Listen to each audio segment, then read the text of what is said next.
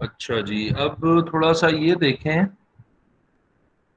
कि अगला इसका पार्ट पढ़ना शुरू करते हैं।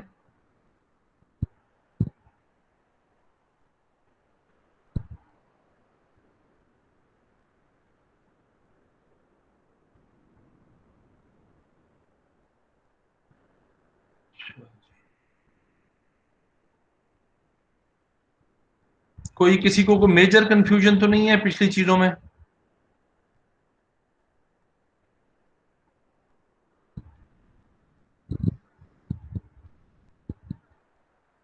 ओके, सो नेक्स्ट हमारा जो पार्ट है वो डीलिमिटेशंस क्या होती हैं, जो हमने लिखनी होती हैं अपने इंट्रोडक्शन के चैप्टर में, जो हमारी हेडिंग है।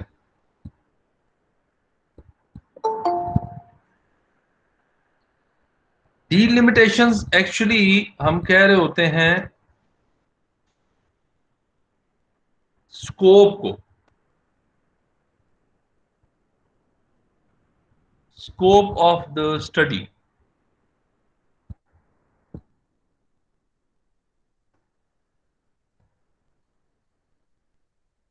अब स्कोप ऑफ द स्टडी में एक्चुअली क्या करना होता है?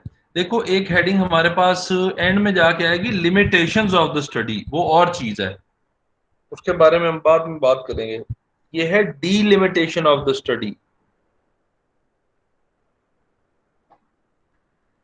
Actually delimitation of the study में आप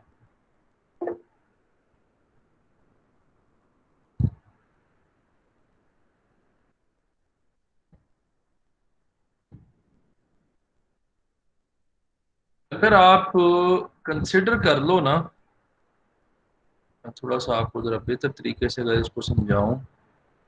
suppose if this is your study,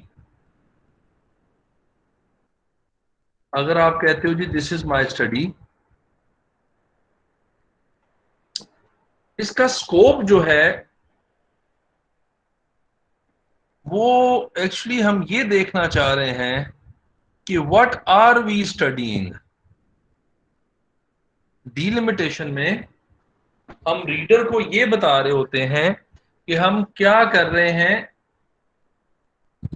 और साथ ये भी बता रहे होते हैं कि हमारी स्टडी की हमने स्कोप कहां तक रखा हुआ है। मतलब हमारी स्टडी को पढ़ते वक्त, समझते वक्त किसी किस्म की कोई मिसअंडरस्टैंडिंग डेवलप ना हो जाए। मैं थोड़ा सा बोल के हटता हूं तो मेरे से आपने क्वेश्चन पूछने हैं। सपोज मैं इधर अपनी स्टडी में एक वेरिएबल यूज करता हूं,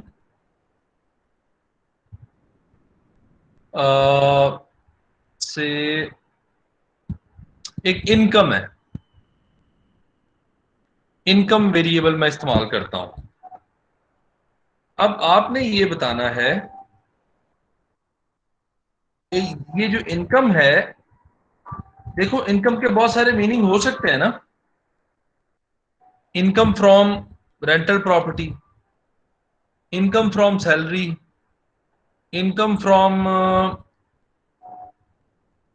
सम land, income from some other source, some agriculture sources।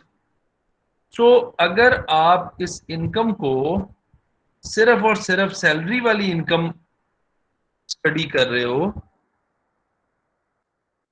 Salary वाली इनकम स्टडी कर रहे हो, तो डीलिमिटेशन में आप बता दोगे कि यहां हमारा इनकम का मतलब है सैलरी ओनली।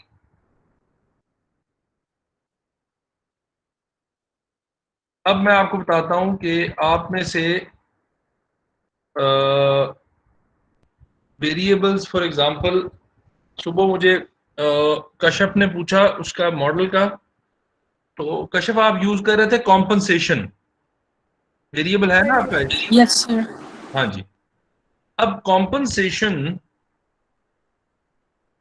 को कैसे डिफाइन करेंगे? बस आप कैसे डिफाइन करोगे? What is compensation?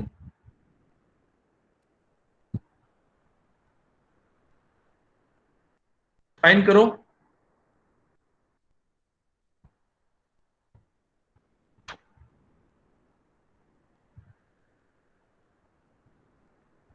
कॉम्पनसेशन को डिफाइन करो बच्चे, आपने वो किया हुआ है ना, वेरिएबल रखा हुआ है।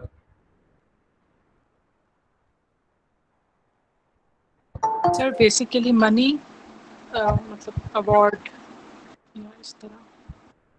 अच्छा, compensation is the monetary benefits that you are getting from your organisation. Yes sir. अच्छा, इसमें कौन कौन सी चीजें हो सकती हैं?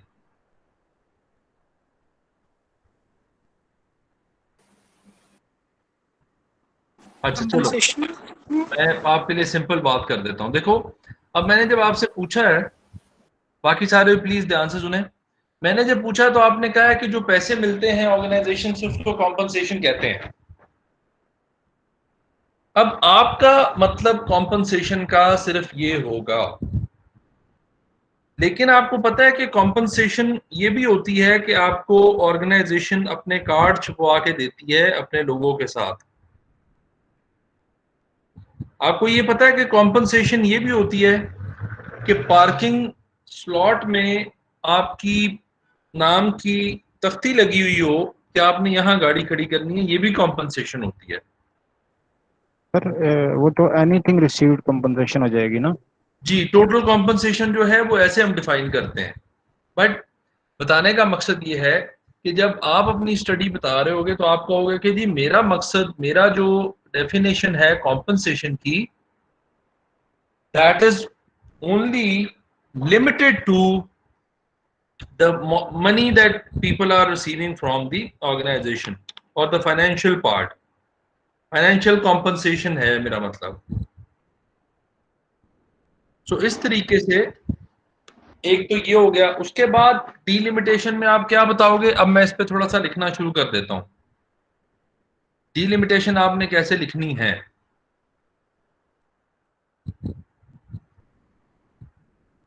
आप इस पे लिखना शुरू कर दोगे।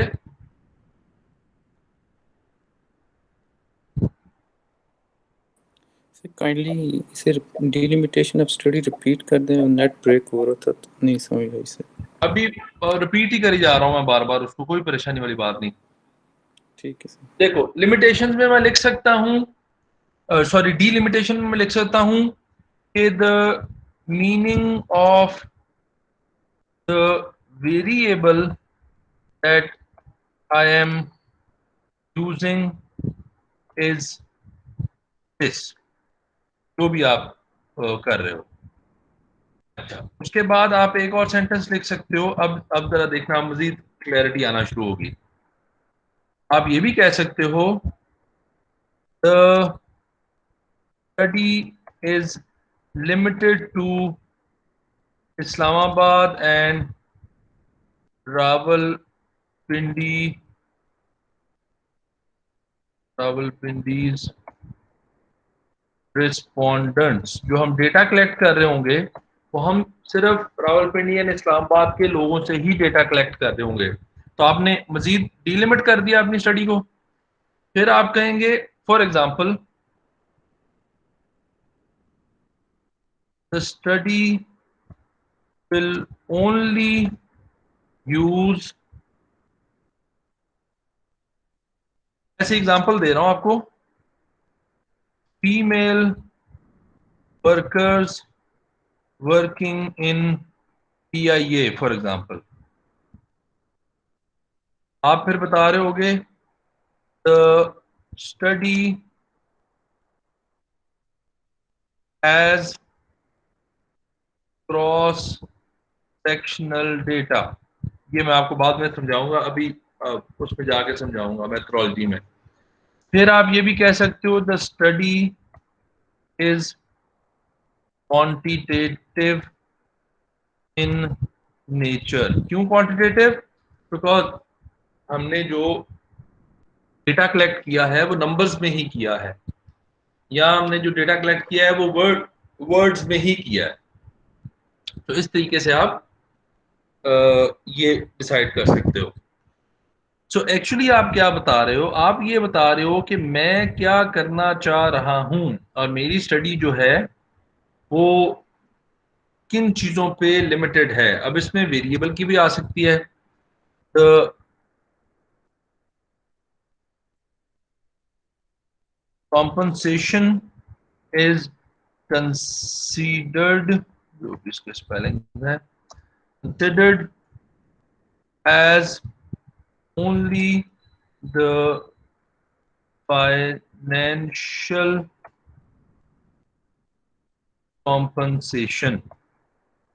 तो मैंने क्या कर दिया, मैंने एक्चुअली पढ़ने वाले के लिए ये आसानी कर दी है कि मेरा जो लिमिट मैंने कहां तक अपनी स्टडी की हुई है।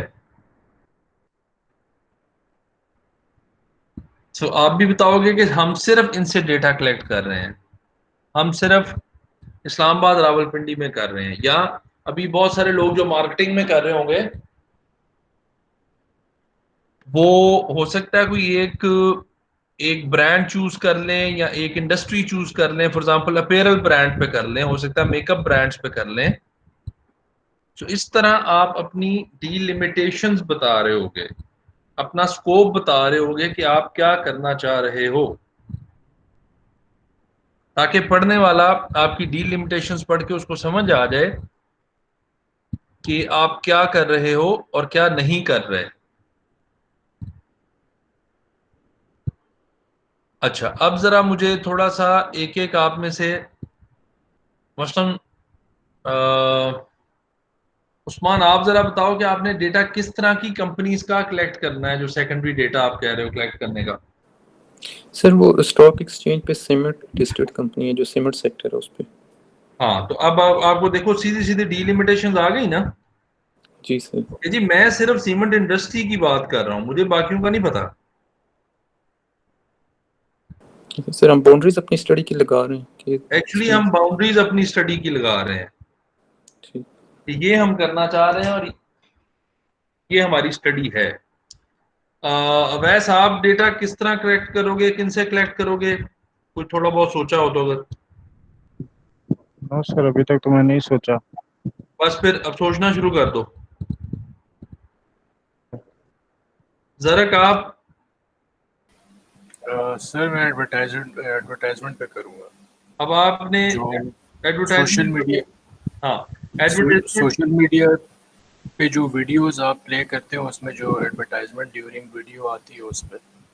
अब देखो, आपकी एडवर्टाइजमेंट में भी फर्दर आगे एक अलहदा सेक्शन है, तो आप डीलिमिटेशन में बताओगे कि भाई एडवर्टाइजमेंट तो बहुत बड़ी चीज है, मेरा सिर्फ और सिर्फ जो ताल्लुक है वो सोशल मीडिया के अंदर भी जो वीडियोस आती हैं सिर्फ वो एड्स हैं। Yes sir. और आपने कशा बच्चा कहाँ से डेटा कलेक्ट करना है कि किन एम्प्लॉय से? सर अभी इतना सोचा नहीं है, मतलब इस पे सर्च नहीं किया। उसको सोचो कि किस industry, for example banking industry से करना है, टेलीकॉम से करना है, किन से करना है, या जनरली सबसे? ऑब्वियसली इस्लामाबाद रावलपिंडी में ही कलेक्ट कर रहे होगे आप डेटा। Okay sir. इस तरह की चीजें जब आप अपने स्टडी को बाउंड्रीज दोगे कि मैं ये करने लगे हैं, ये बाउंड्रीज हैं, इससे बाहर हम नहीं जाएंगे, उनको आप डीलिमिटेशंस कह देंगे। ये सबकी तकरीबन एक दो डिफरेंट होंगी, बाकी सेम ही होंगी। जिस तरह बहुत सबका यही होगा कि हम क्वांटिटेटिव स्टडी कर रहे हैं, बहुत सारों का ये होगा कि क्रॉस सेक्शनल डेटा ले रहे हैं। सो ये आपने एक डेढ़ पैराग्राफ जो है वो डीलिमिटेशन ऑफ द स्टडीज का लिखना है। इसके बारे में कोई क्वेश्चन है तो प्लीज बताएं।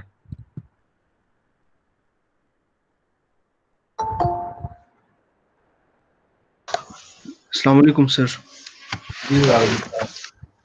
सर मैं साजिदन बात कर रहा हूँ सर। जी। सर मैं असल में पाराचिनार आया हुआ हूँ ना, तो इधर आपने सुना होगा बॉम्ब ब्लास्ट हुआ है, उसके बाद इंटरनेट कनेक्शन वगैरह सारा इतना खराब हो गया है ना, बिजली भी नहीं है। अभी लैपटॉप में बिल्कुल लास्ट डॉट रह गए सर, अगर मैं डिस्कनेक्ट हो गया तो सर फिर आप कोई इशू नहीं है, आप अगर डिस्कनेक्ट हो गए तो मैं ये लेक्चर जो है ये मैं अपलोड कर देता हूँ यूट्यूब पे मैं सुनूंगा सर। जी, आप सुन लेना उसको, कोई ऐसा। Thank you so much sir. आपकी तरफ खैरियत है, कोई प्रॉब्लम तो नहीं हुई? नो सर, खैरियत है, लेकिन ये इंटरनेट का थोड़ा इश्यू बन गया सर, कोई और रास्ते बंद है, मैं वापस भी नहीं आ सकता अभी इस्लामाबाद। कोई ऐसा मसला नहीं है, जब आप खैरियत से वापस आओगे तब सुन लेना, परेशानी की थैंक बात। You so much, thank you so much, खुश है। अच्छा जी, सो ये डिलिमिटेशंस है एक्चुअली। तो इस पे आपने 1-1.5 पैराग्राफ लिखना है। मैंने तो बिल्कुल शॉर्ट लिखा है ना, एक एक सेंटेंस लिखा है, आपने इसको थोड़ा सा एलेबोरेट कर देना अपने वर्ड्स में। इसमें कोई क्वेश्चन तो नहीं है किसी का? No sir. ओके, सो अब हमारे पास आगे फर्दर आ गया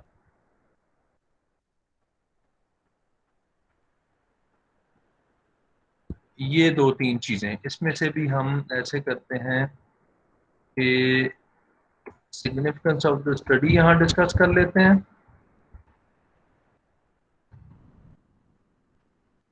स्ट्रक्चर ऑफ द थीसिस चाहे दो या ना दो कोई इतना खास फर्क नहीं पड़ता, बट स्टिल चलो हम लिख लेते हैं।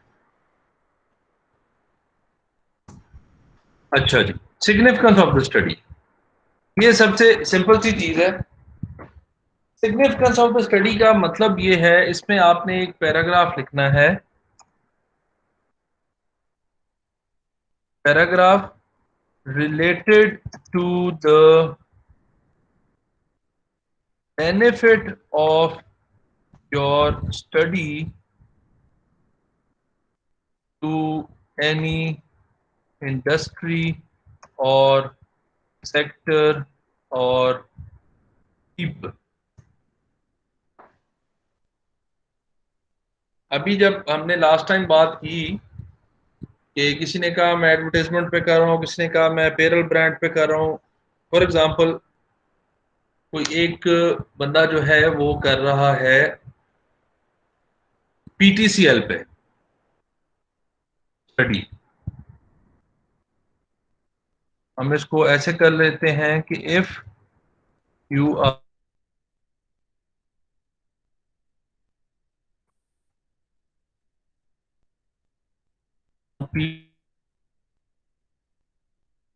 employees, then what is the benefit to the PTCL HR department. ये एक्चुअली आपने आंसर करना है सिग्निफिकेंस ऑफ द स्टडी में, ठीक है। अब मैं इसमें फॉर एग्जांपल लिखता हूं कि the study will be useful for the HR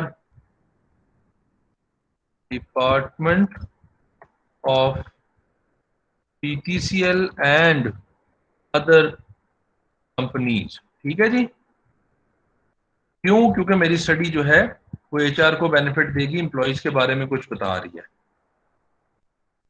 for example the findings can be used by the policy makers and managers to, अब मैं एडवर्टाइजमेंट का फॉर एग्जाम्पल आपको बता रहा हूँ, मैनेजर्स टू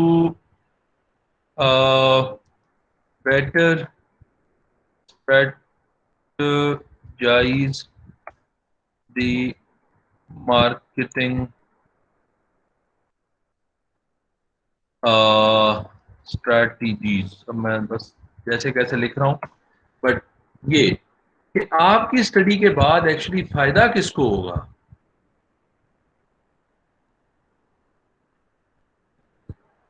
ये जब आप लिखोगे तो you are telling the significance of the study. अभी जरा सोच के मुझे बताएं कि आपकी स्टडी का सिग्निफिकेंस, एक एक दो दो सेंटेंसेस मुझे बताएं कि किसको क्या फायदा होगा आपकी स्टडी से। जल्दी जरा सोचना है।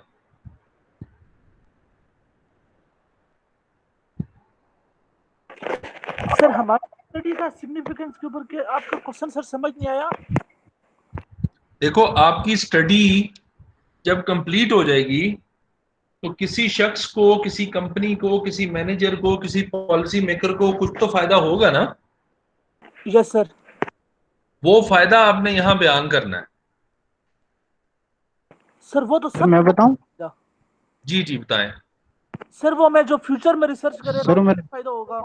नहीं नहीं नहीं नहीं नहीं, फ्यूचर में रिसर्च नहीं, जो आप रिसर्च अभी कर रहे हो फिलहाल इसकी जब फाइंडिंग्स आएंगी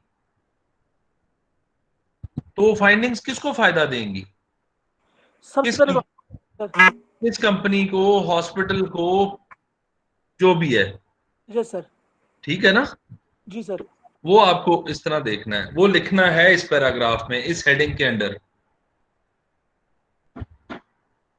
जी बताएं, कोई बताने लगा था सिग्निफिकेंस।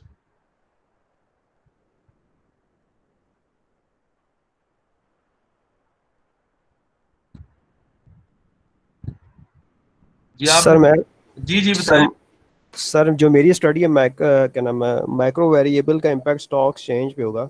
तो इसका जी सिग्निफिकेंस ये होगा कि जो इन्वेस्टर होंगे वही चीज़ें देखेंगे कि आपके जो वेरिएबल्स हैं कौन से इफेक्ट होते हैं कौन से नहीं होते, तो उस हिसाब से वो इन्वेस्टमेंट पाकिस्तान में करेंगे। ठीक है, गुड, सही हो गया। तो दैट मीन्स आपने इन्वेस्टर को फायदा, सिग्निफिकेंस जो है वो इन्वेस्टर्स के लिए है आपकी स्टडी की। ठीक है, वेरी गुड। बासित आपने अगर कोई स्टडी चूज की हो या? सर वो जो मैंने आर्टिकल सेंड किया था वो मैंने भी थोड़ा हाँ, वो तो सर मुझे आपको क्या लग लगता रहा है किसको फायदा होगा जब आपकी स्टडी हो जाएगी?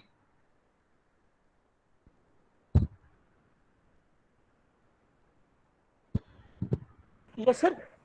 मैं उसके अंदर सर वो तो फिर वो टॉपिक इस सर इस था इसमें सर मैं भी जो कर रहा हूँ सर उसमें भी जो है कि इन्वेस्टर देखेगा कि जिसकी गवर्नेंस पॉलिसीज बेहतर हैं तो वो जी प्रॉफिटेबल कंपनी होगी कि उसका क्या क्या। बिल्कुल, बिल्कुल सही बात है, आपका भी ऐसे ही है।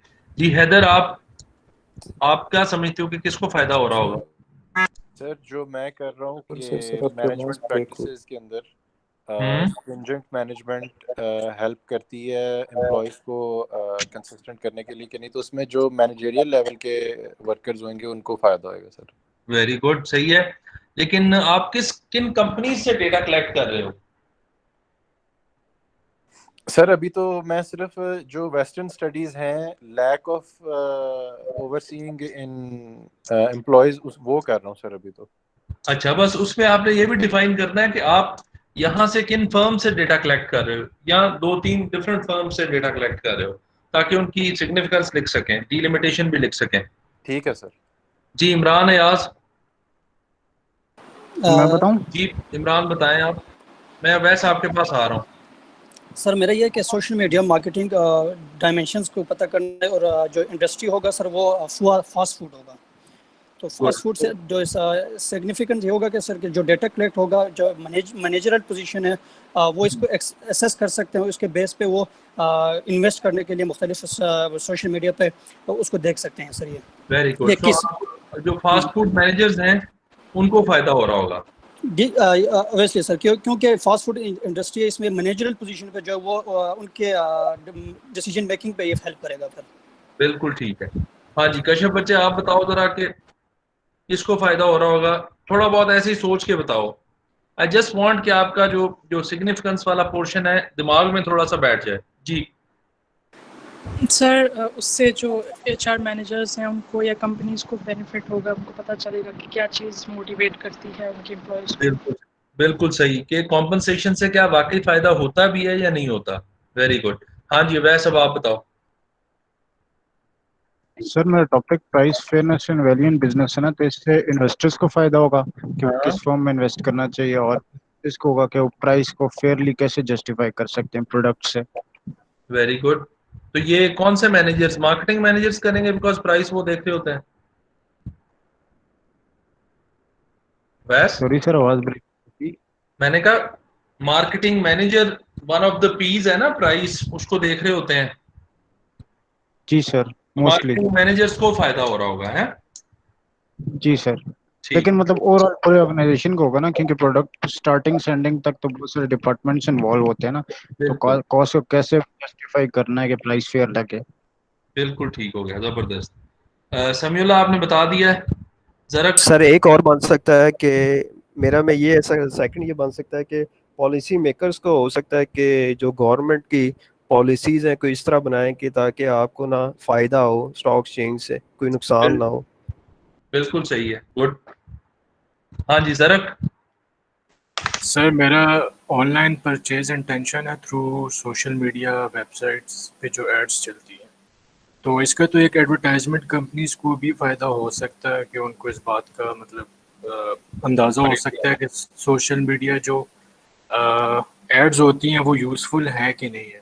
नहीं, और दूसरा इससे जो परचेज डिसीजन है उसमें हेल्पफुल हो सकता है कंज्यूमर के लिए। बिल्कुल सर ठीक होगा। सर एक क्वेश्चन है जी सर, क्वेश्चन है कि सिग्निफिकेंस को हम प्रैक्टिकल इम्प्लीमेंटेशन भी कह सकते हैं सर? जी, लेकिन दोनों अलग-अलग लिखनी होती हैं, लेकिन आप कह सकते हो यस। सिग्निफिकेंस को सिग्निफिकेंस के तरीके से लिखोगे, लेकिन वही बातें लिखोगे, और प्रैक्टिकल इम्प्लीकेशन जब लिखोगे तो वही बातें एक्चुअली लिख रहे होगे, लेकिन प्रैक्टिकल इम्प्लीकेशन की जगह। ठीक है सर। देखो सिग्निफिकेंस में आप ये बता रहे हो कि ये फायदा हो सकता है, ठीक सर। इम्प्लीकेशन में आप ये बता रहे होगे कि ये करेंगे तो ये फायदा होगा। अच्छा सर, ठीक है इसका सर। थोड़ा सा फर्क आ जाएगा। तो माशाल्लाह आई होप के तकरीबन सबको थोड़ा आइडिया हो गया कि सिग्निफिकेंस का क्या मतलब है। इस पे अब आपका एक पैराग्राफ लिखना should not be a problem, ठीक है, क्योंकि नेक्स्ट आपकी एक जो असाइनमेंट होगी वो गैप एनालिसिस और सिग्निफिकेंस जो है उस पे आपने जमा करवानी होगी।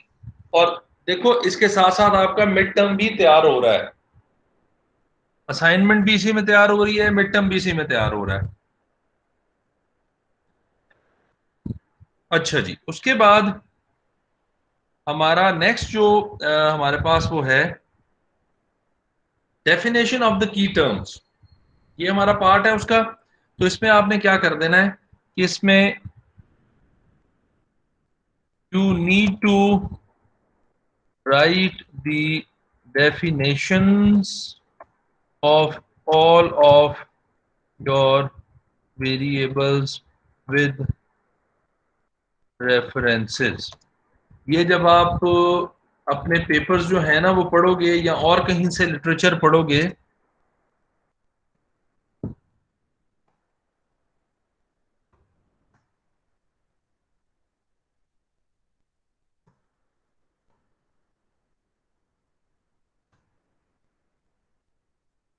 आपको वहां से डेफिनेशन मिल जाएंगी। इससे क्लैरिटी क्या आती है, एक तो जो पढ़ने वाला है थीसिस या रिसर्च पेपर उसको पता चल जाता है कि इन टर्म्स का क्या मतलब है, और एक आपको खुद भी पता चल जाता है कि इन टर्म्स का क्या मतलब है। सो आपने अपनी जितने भी वेरिएबल्स यूज कर रहे हैं उनकी डेफिनेशंस आपने दे देनी है विद रेफरेंसेस, और प्रेफरेबली उनकी हेडिंग दे के। फॉर एग्जांपल आप कहते हो कमिटमेंट, तो कमिटमेंट ऐसे लिख के यहाँ आपने लिख देना है the psychological contract of an employee is known as employee commitment कर लेते हैं। और यहाँ आपने फॉर एग्जांपल डाल दिया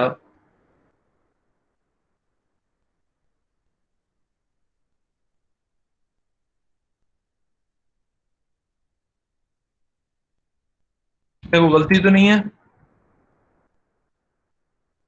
रेफरेंस में गलती तो नहीं है सर? है, मेयर से कॉमन ही लगाया बाद में सिर्फ, मेयर के बाद कॉमा नहीं लगाया, ठीक है, गुड। तो इस तरीके से आपने अपनी डेफिनेशंस जितनी भी आपके वेरिएबल्स की हैं वो सारी इस हेडिंग के नीचे लिख देनी है, ताकि आपको भी क्लियर हो जाए और पढ़ने वाले को भी क्लियर हो जाए कि आपका क्या मतलब है जो आप डेफिनेशन यूज कर रहे हो। इसमें किसी का कोई क्वेश्चन?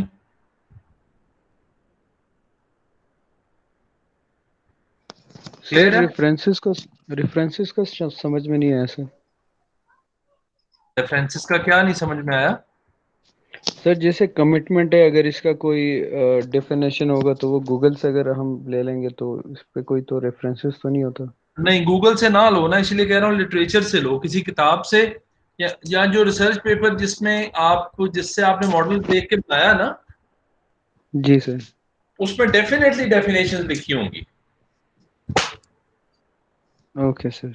लेकिन ऐसे लिखा होगा कि फॉर एग्जांपल आपका कौन सा कोई वेरिएबल है? सर मैंने अभी लेक्चर्स कंप्लीट नहीं किए तो मैंने सेलेक्ट नहीं किए।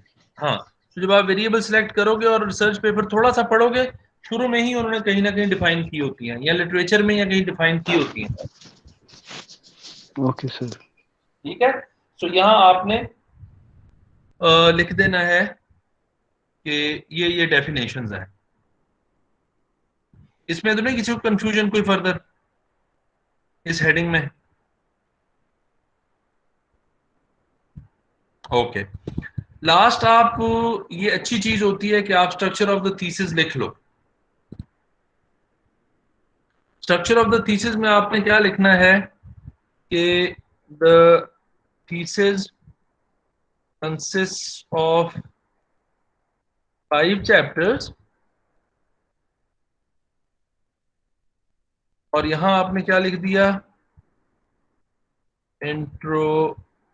अच्छा, यहां ऐसे लिख सकते हो, the first chapter introduces the topic of the study. The second chapter will elaborate about the previous literature in the field of study. The third chapter will discuss about the methodology. ये हमने कर लिया हुआ है ना सारा, पहले जो मैंने आपको स्ट्रक्चर थोड़ा सा कराया था। Yes sir. Fourth chapter will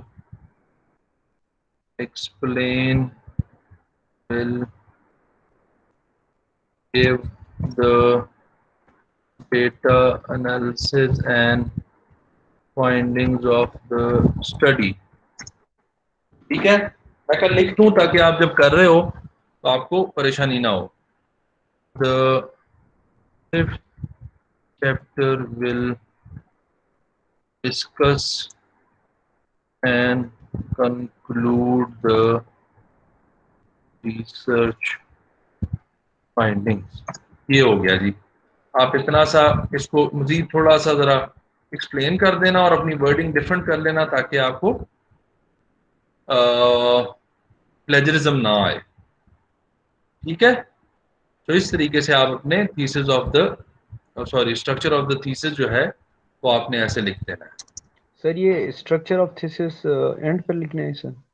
introduction का आखिरी हेडिंग होगी आपकी, इंट्रोडक्शन के चैप्टर की आखिरी हेडिंग होगी। Okay sir. सो यहां आपका इंट्रोडक्शन का चैप्टर जो है वो खत्म हो जाता है। अगेन मैं आपको एक बात बता रहा हूं, जब तक आप ये लिखना नहीं शुरू करोगे तब तक आपको क्लैरिटी भी कम ही आएगी।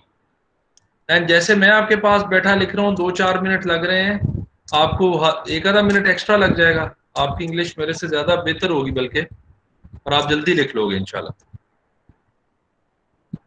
जहां कंफ्यूजन हो वहां ये वाला portion of the chapter lecture दोबारा देखें और उसको बैठ के लिख लें।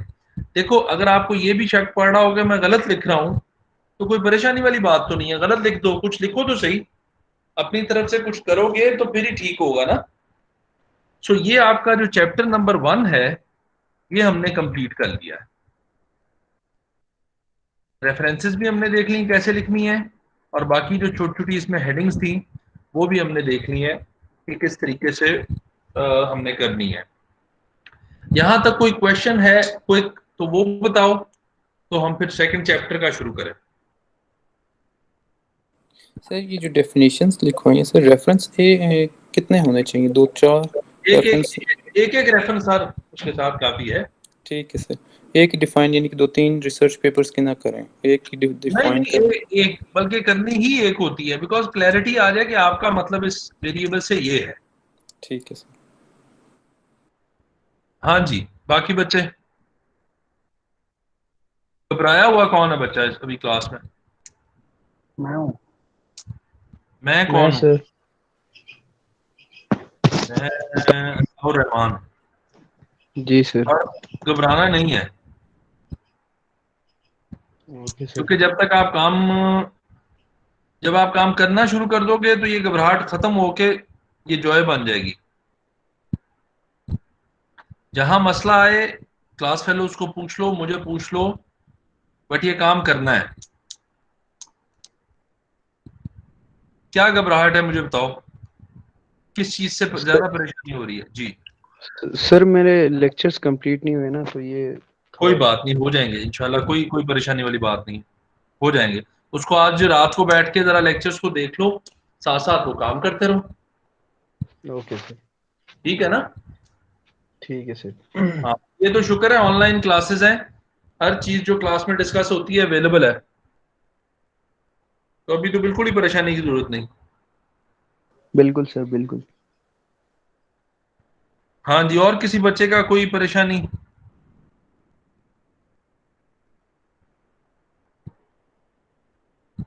ओके।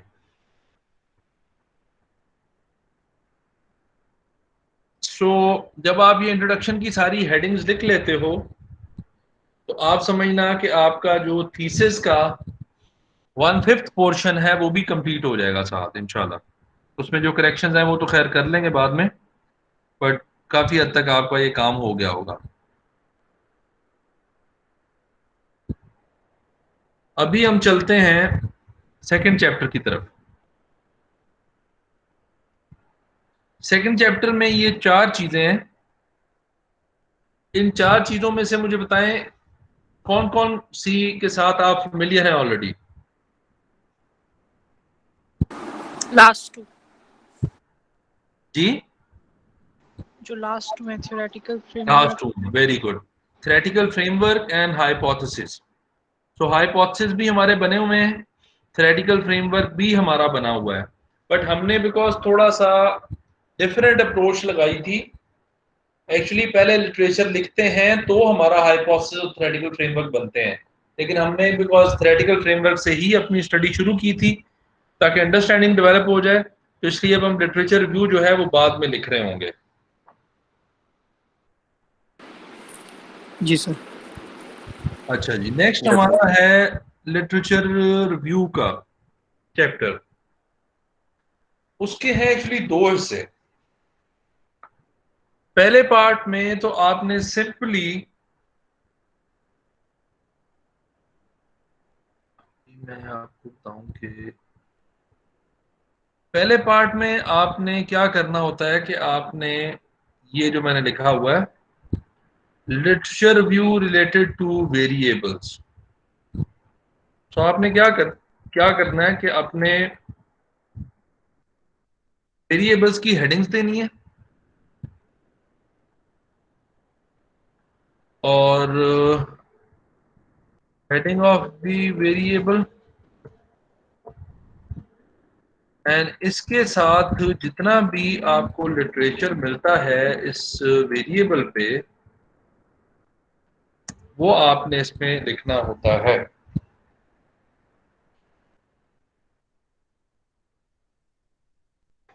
अब आपके साथ मैं एक और थीसिस फॉर एग्जांपल शेयर करता हूं।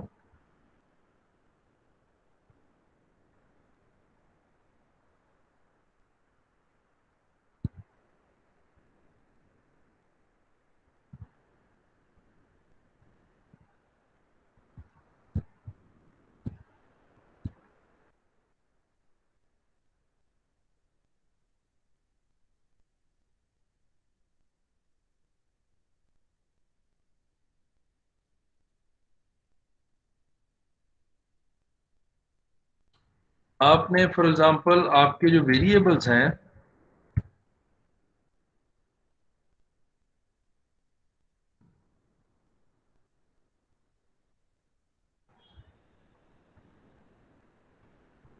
ये देखें, स्ट्रक्चर ऑफ द थीसिस मैंने आपको बताया था ना, ये देखें जरा, डेफिनेशन ऑफ की टर्म्स आ गया, इसको मैं थोड़ा सा इनलार्ज कर रहा हूं। ये देखें, definition of the key terms एक थीसिस है जिसमें ऑर्गेनाइजेशनल ब्यूरोक्रेसी की डेफिनेशन है। इसमें लिख दिया जी, bureaucracy refers to the formalisation and centralisation to maintain consistency in organisational control and ये वो, और ये मैंने रेफरेंसेस दे दिए। फिर हमने कहा सेंट्रलाइजेशन कैसे डिफाइन की है, वो ऐसे की है। हमने कहा फॉर्मलाइजेशन कैसे डिफाइन है, वो ऐसे की है। एम्प्लॉय क्रिएटिविटी ऐसे, इनोवेशन ये मैंने वो कर दिया। ये जरा एक दफा पढ़ लो, डिलिमिटेशंस ऑफ द स्टडी। सर ये हमारे साथ शेयर करेंगे आप? ये तो शायद शेयर ना करूं, लेकिन आपके साथ मैं कोई और थीसिस शेयर कर दूंगा, लेकिन इसको जरा एक दफा देख लो ना। लेक्चर आपके पास ही होगा, ये चीजें आपके साथ शेयर ही होंगी।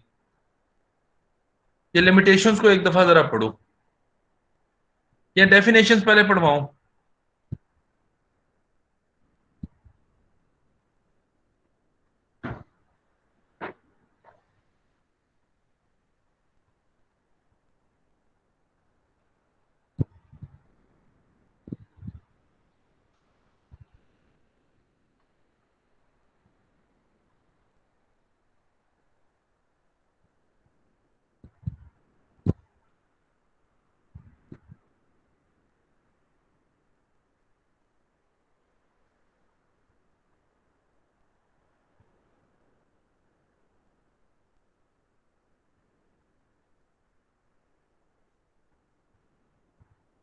हाँ जी, डिलिमिटेशंस पढ़ ली हैं? Yes sir. Yes sir. तो इस तरीके से आपने अपनी डिलिमिटेशंस को थोड़ा सा लिख देना है, ज्यादा ये जरा और डिटेल में लिखी, आप इससे कम भी लिख लोगे तो इंशाल्लाह काम हो जाएगा। अच्छा जी, नेक्स्ट अब आपको मैं पढ़ा रहा हूँ स्ट्रक्चर ऑफ द थीसिस या स्ट्रक्चर ऑफ द डिसर्टेशन लिखा हुआ है ना। इसको देखना कैसे सिंपल सिंपल सी लैंग्वेज में ये चीजें लिखी हुई हैं।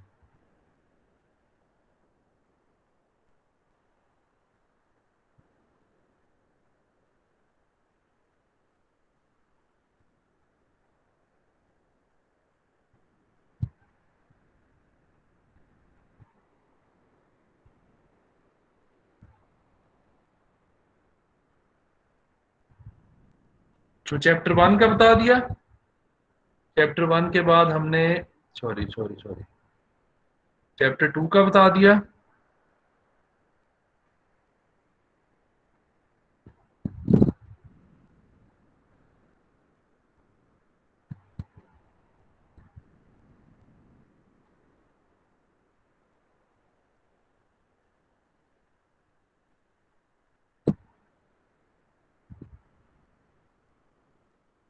चैप्टर 3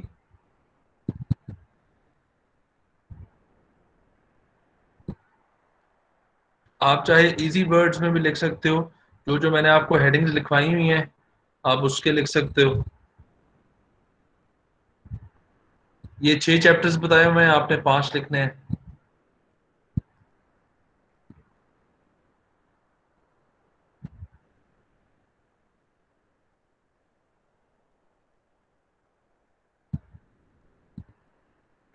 सर ये यूजुअली कितना लेंदी होता है? क्या चीज? Structure of the thesis? नहीं सर, ये पूरा रिसर्च। पूरा रिसर्च आप ये जहन में रखो कि आपका 8000 वर्ड्स जो है ना, without references, without table of content, 8000 words का आपका थीसिस होता है कम से कम। Okay sir.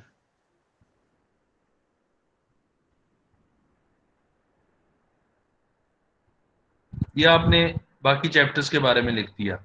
So just wanted to show कि इस तरीके से आप जो है वो आप डिसर्टेशन का स्ट्रक्चर लिख दोगे। इसमें कोई इशू तो नहीं आ रहा ना?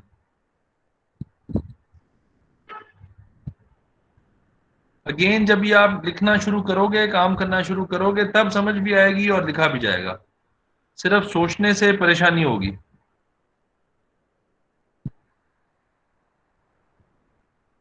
अच्छा जी, ये हमारे पास चैप्टर खत्म हो गया। अब हम जा रहे हैं लिटरेचर रिव्यू के चैप्टर की तरफ। देखो, लिटरेचर रिव्यू के चैप्टर के मेजर 2 पार्ट्स हैं। पहला पार्ट, जो जो वेरिएबल्स इन्वॉल्व हैं उनके बारे में लिखना। फॉर एग्जांपल अगर आप 6 वेरिएबल्स 5 वेरिएबल्स यूज कर रहे हो तो हर वेरिएबल की सेपरेट हेडिंग देते हुए, ये जिस तरह एक वेरिएबल इसमें यूज हो रहा है ब्यूरोक्रेसी, सो ब्यूरोक्रेसी के बारे में जितनी दुनिया जहान की चीजें हैं वो सारी आप लिख सकते हो इधर। ऑब्वियसली इसमें तो बहुत ज्यादा लिखा हुआ है, बट आप इसमें थोड़ा कम, डेफिनेटली कम लिखोगे। आप एक एक 1.5 पेज पर वेरिएबल लिखोगे बस। उसके बाद दूसरा वेरिएबल, ये ब्यूरोक्रेसी अभी चलता जा रहा है चलता जा रहा है।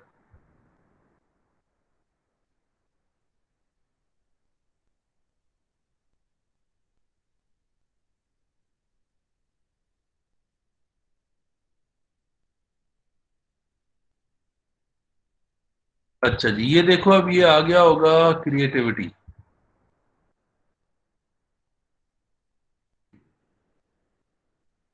ये एम्प्लॉय क्रिएटिविटी दूसरा वेरिएबल आ गया। ये इस पे लिखना शुरू हो गए कि क्रिएटिविटी क्या चीज है। बहुत सारी देखो रेफरेंसेस दी हुई हैं और इम्पोर्टेंस बताई हुई है इसकी। बताया हुआ है कि कंपनीज जो हैं like Apple, Samsung, Disney and Microsoft are examples of few organisations, एंड ये चलता जा रहा है अबाउट क्रिएटिविटी। फिर उसका कोई मॉडल है अगर तो वो बता दिया है। खैर ये तो बड़ा एक्सटेंसिव लिटरेचर रिव्यू है, सिर्फ आपको दिखाने के लिए कि आपके जो वेरिएबल्स हैं उन वेरिएबल्स के बारे में प्रीवियस लिटरेचर क्या कह रहा है। Excuse me sir. जी जी सर अगर हम लोग जो मतलब जिस तरह आप कह रहे हैं कि रेफरेंसेस भी हमें लिखने होंगे, लिखेंगे, तो सर वो प्लेजरिज्म इशू नहीं आएगा?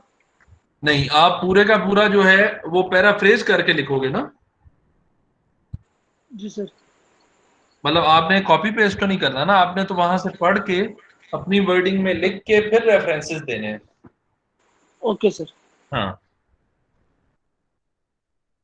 अच्छा जी, ये अब इस बारे में बात होती जा रही है और ये एक नया वेरिएबल आ गया है, इनोवेशन। सो आपने इस तरीके से ये चीजें पहले लिखनी हैं। हर वेरिएबल के बारे में एक एक 1.5 सफा आपने लिखना होता है कि वो क्या है, कैसे बना है, एंड इस तरीके से उसकी डेवलपमेंट हुई है उस वेरिएबल की। यहाँ आपको थोड़ी सी जरूरत पड़ेगी आपके जो रिलेटेड पेपर्स हैं उससे एक दो पेपर और ढूंढने की, जब आप लिटरेचर ढूंढ रहे होगे अपने वेरिएबल के बारे में। ऑब्वियसली कुछ वेरिएबल्स का लिटरेचर बहुत ज्यादा मिलेगा, कुछ वेरिएबल्स का लिटरेचर बड़ा कम मिलेगा, बट जितना भी मिले जैसा भी हो, आपने पहले पार्ट ऑफ द लिटरेचर में ये चीजें लिखनी है, जिसको हम कह रहे हैं व्हाट पार्ट। अच्छा जी, now let's go to. Sir जी जी सर ये जो आपने रिसर्च लिखी है सर, इस टाइप के अगर रिसर्च लिखनी होगी तो हमारे पास ज़्यादा नॉलेज होनी चाहिए, ज़्यादा हमने पढ़ना होगा, और हमारे पास टाइम भी इतना नहीं होगा इस सेमेस्टर में। तो डू यू थिंक कि ये हो सकता है? देखो, मैंने जो आपको दिखाया वो तो नंबर ऑफ पेजेस लिखे हुए हैं ना। आपने एक वेरिएबल पे हद 1.5 पेज लिखना है सिर्फ। ओके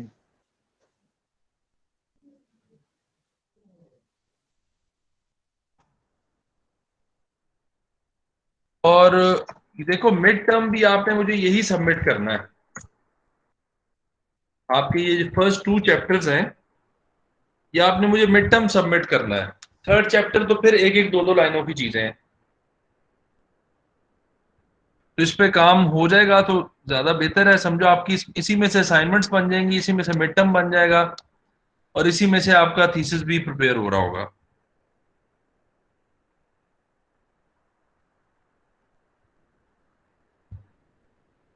तो आपने जितने भी वेरिएबल्स यूज कर रहे हो उन सब के बारे में ये लिखना है, literature review.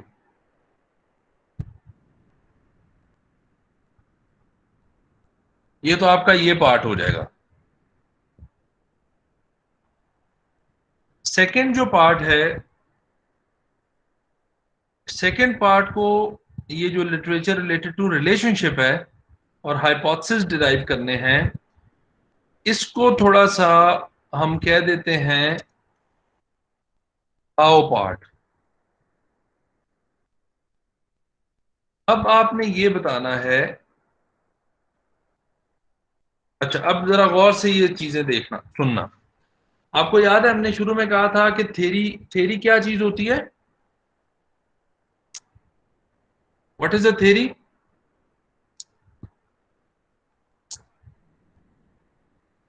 Sir, a testable form of hypothesis called as theory. ठीक है, टेस्टेबल फॉर्म ऑफ हाइपोथेसिस। और हमने उसको शायद ये भी कहा था कि वो एक हमारा एजुकेटेड गेस होता है। जी सर। और हमने कहा था टेस्टेबल स्टेटमेंट जो होता है वो हाइपोथेसिस होता है। थ्योरी को हमने कहा था रिलेशनशिप बिटवीन टू वेरिएबल्स। ठीक है जी सर। अब जो हमने हाइपोथेसिस बनाए हैं, जो टेस्टेबल स्टेटमेंट्स बनाई हैं कि इसका इसके साथ रिलेशनशिप है, इसका इसके साथ रिलेशनशिप है, तो हमें कैसे पता चला कि वो रिलेशनशिप है?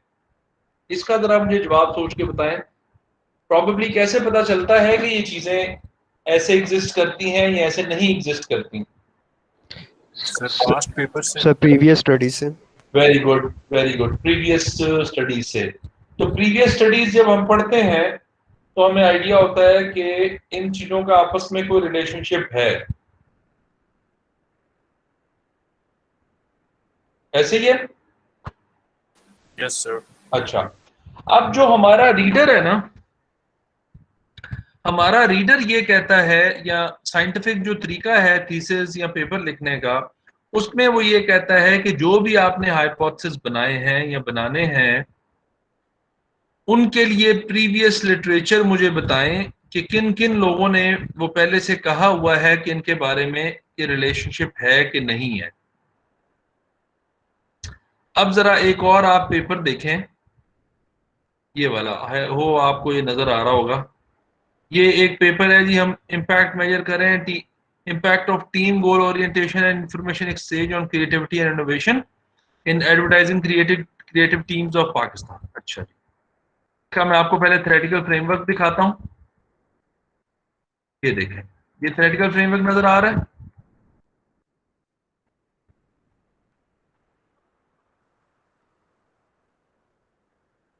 जी सर। इसमें रिलेशनशिप्स पता चल रही हैं, टीम गोल ओरिएंटेशन का इसके साथ, इसका इसके साथ, इसका इसके साथ, इसका इसके साथ, एंड देन मीडिएशन भी है, सीक्वेंशियल मीडिएशन भी है। सो ये एक हमारे पास थ्योरेटिकल फ्रेमवर्क है। हमने इसके डिफरेंट हाइपोथेसिस जो हैं वो बनाए हुए हैं। अब जरा गौर से एक चीज देखना, ये बात समझ आ गई तो लिटरेचर रिव्यू वाली कहानी समझो खत्म हो जाएगी आपकी। ये हम लिटरेचर रिव्यू जो है इसके हाइपोथेसिस का लिख रहे हैं। सॉरी, ये लिटरेचर रिव्यू है। अब इसमें प्लीज ये चीज देखो जरा, हम लिख रहे हैं गोल ओरिएंटेशन एंड इंफॉर्मेशन एक्सचेंज। और ये जरा एक दफा पढ़ो, फिर एंड में हम इसको अभी डिस्कस करते हैं। ये पढ़ो क्या, किस तरह का लिटरेचर लिखा हुआ है, ये वाला पोर्शन जरा पढ़ो। ये क्या बताया हुआ है, क्या कह रहा है?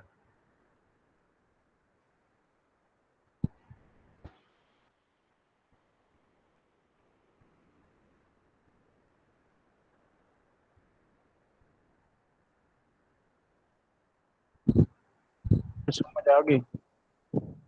अच्छा यस सर। अच्छा जी, उसके बाद इसी की कंटिन्यूएशन में जरा ये देखो ये क्या लिखा हुआ है। ये बाकी सारी कहानी यहां से समझ आ रही।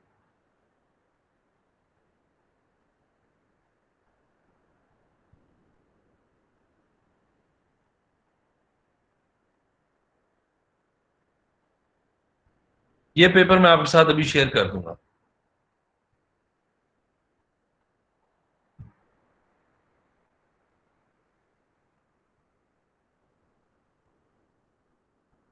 जी सर। अच्छा, अब ये लिखने के बाद ये एक पैराग्राफ हमने लिखा है और डिफरेंट स्टडीज को साइट कर दिया। कि ये स्टडीज जब हमने पढ़ी 2006, 8, 4 वाली, तो हमें ये आइडिया हुआ कि team goal orientation is positively associated with information exchange among team members. तो हमने एक्चुअली हाइपोथेसिस लिखने से पहले थोड़ा सा लिटरेचर उसका दे दिया। अब जरा नेक्स्ट देखो क्या हो रहा है। ये आपके पेपर में आपको लिखा हुआ मिल जाएगा, सिर्फ आपने उसको पैराफ्रेज करके लिखना है। ये कोई बहुत बड़ा काम उस तरह नहीं है परेशानी वाला। ये देखो अब इसमें क्या लिख रहे हैं, थोड़ा सा बस स्किम कर लो।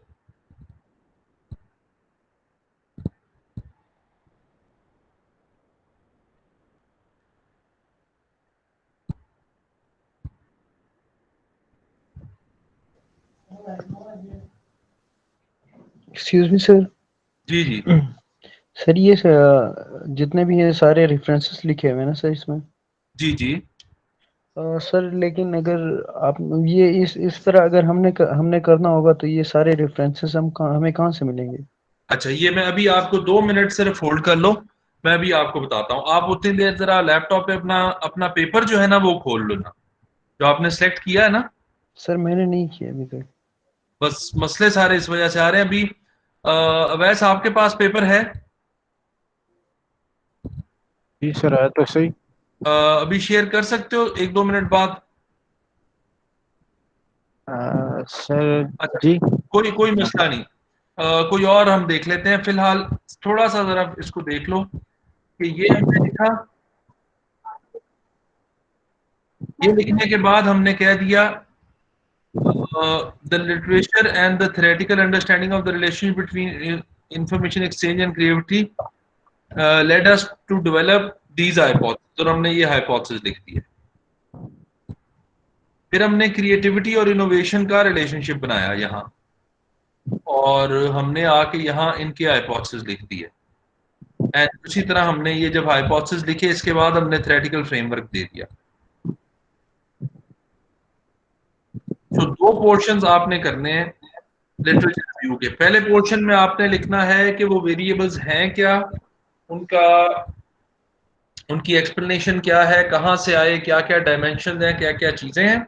और उसके बाद हमने क्या किया कि उसके बाद हमने ये थ्योरेटिकल फ्रेमवर्क जो है, इससे जो हमारे हाइपोथेसिस बने हुए हैं इसके बारे में एक एक पैराग्राफ लिख के हर हाइपोथेसिस के ऊपर हमने हाइपोथेसिस डेवलप कर दिया।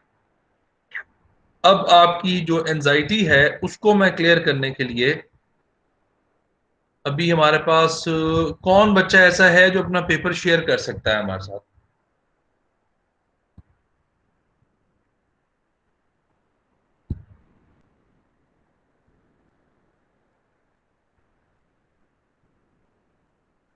समीउल्लाह आपके पास है? आपका फाइनेंस का है वैसे? यस सर मेरे पास है, मैं शेयर कर देता हूँ। शेयर करो जरा। जरा आप भी तैयार रखो, अभी आपको क्लैरिटी हो जाएगी कि ये काम सिर्फ और सिर्फ लिखने का काम है, बाकी ढूंढना इतना मुश्किल काम नहीं है कि कहाँ से लिखना है और क्या।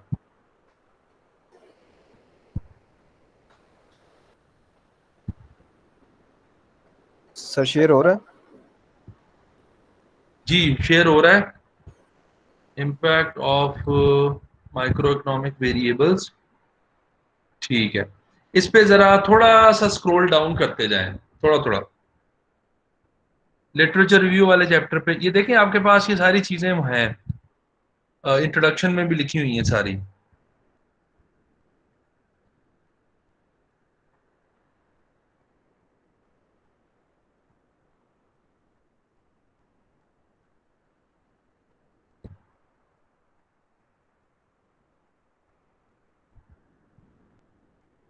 हाँ जी, यहाँ जरा ठहरे 1 मिनट,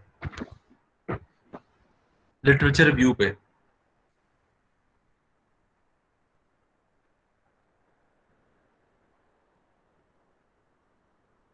हाँ जी, अब ये देखें कि इन्होंने लिखा हुआ है इमरान एट ऑल 2012 यूज्ड ग्रैंगर्स, जो भी मॉडल वगैरह यूज किए हुए हैं, ये इन्हीं चीजों को आपने पैराफ्रेज करना है। इन्होंने हेडिंग्स नहीं दी हुई, आपने ऊपर जरा हेडिंग दे देनी है वेरिएबल की। नीचे चलें, यही वाली रेफरेंसेस यूज करनी है। आगे चलें, हाइपोथेसिस, अच्छा इसने सिर्फ ऊपर लिटरेचर दे के ही हाइपोथेसिस बना दिया है। इससे नीचे आए जरा। अच्छा ठीक है, इसने ऐसे ही कर दिया है। और कोई बच्चा पेपर शेयर करे।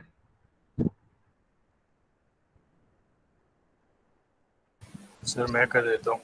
जी जरा का आप कर दो जरा।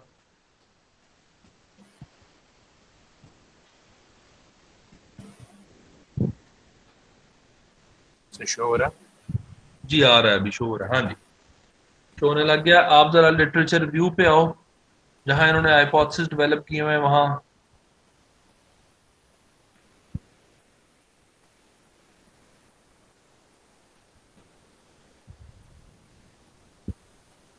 ये देखो, ये देखें, H1 H0 किया हुआ है ना इन्होंने, इसके ऊपर इन्होंने लिखा हुआ है सारा। ये आपको लेफ्ट साइड पे नजर आ रहे हैं, इंफॉर्मेटिवनेस के ऊपर हाइपोथेसिस नजर आ रहे हैं ना। जी सर। इससे पीछे सारा लिटरेचर वही वाला लिखा हुआ है। इसने बिकॉज हाइपोथेसिस ही सिर्फ एक बनाया है, या आगे दूसरे बनाए होंगे, तो ये लिटरेचर ये बनाया हुआ है, ये और भी बनाया हुआ है, ये भी बनाया हुआ है। सो इनके ऊपर जितना लिटरेचर है वो सारा हाइपोथेसिस का लिटरेचर है। आपने इसी को देख के हाइपोथेसिस बना लेने हैं। इसी के थ्योरेटिकल फ्रेमवर्क।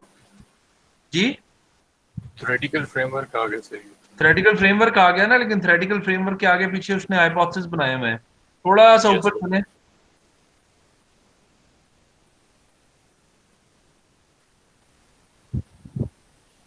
ये एंटरटेनमेंट का लिखा हुआ है, ये उसने एस्पायरेशनल रेफरेंस ग्रुप के बारे में लिखा हुआ है। तो यहीं से आपको आराम से अपना पूरे का पूरा लिटरेचर व्यू मिलेगा। थोड़ा बहुत आपको शायद किसी और पेपर से देखना पड़े। तो हाँ, मैंने डाउनलोड किया, ये मीडिएटर का भी मैंने किया। जी जी इसका जरा देखें, इसका लिटरेचर व्यू पे आए।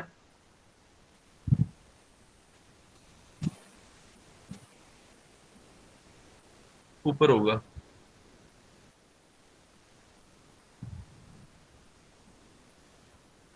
मेथड से ऊपर होगा। ये देखें, ये H2 बनाया ना इसने, और H2 के ऊपर उसने उसका लिटरेचर लिख दिया। इसी तरह H1 बनाया होगा, उसका लिटरेचर लिख दिया होगा ऊपर। सही है H1। ये है बिल्कुल, ये देखें इसके ऊपर लिटरेचर लिखा है उसने, और लिटरेचर के नीचे उसने हाइपोथेसिस ड्राइव कर लिया। सो आपके पास जो पेपर्स हैं डाउनलोडेड, उसमें सारा कुछ ऑलरेडी हुआ है। आपने सिर्फ उसको देखते हुए पैराफ्रेज करके तो अपना लिटरेचर बस बनाना है। इस पे भी ऐसे ही हुआ होगा। ये तो खैर वही वाला है। हाँ जी इस पे देख लें, इसको जरा थोड़ा इनलार्ज करो ताकि बाकी लोगों को नजर आ जाए। ये देखें इंट्रोडक्शन लिखा हुआ पूरा, रिसर्च क्वेश्चन भी इसमें लिखे हुए हैं। कईयों को रिसर्च क्वेश्चन भी वैसे मिल जाएंगे।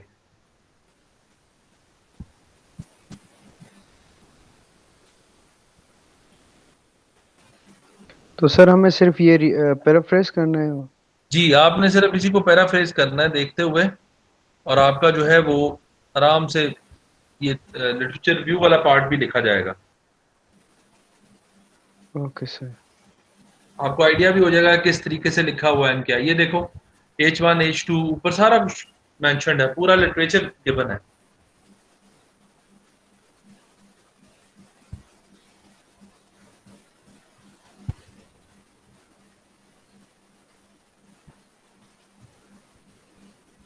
तो इसी तरह सारे लोग अपने अपने पेपर्स में, और किसके पास पेपर अभी है? कशिफ आपके पास बच्चे अपना पेपर है? सर मेरा वो लैपटॉप पे शेयर नहीं होता, पता नहीं कुछ इशू है। आप मुझे ईमेल कर दो, मैं अपना ईमेल ग्रुप में लिख रहा हूँ, मुझे ईमेल करो ताकि आपको अभी पता चल जाए कि आपके उसके में भी है या नहीं। Okay sir. मैं भी कर दूं email?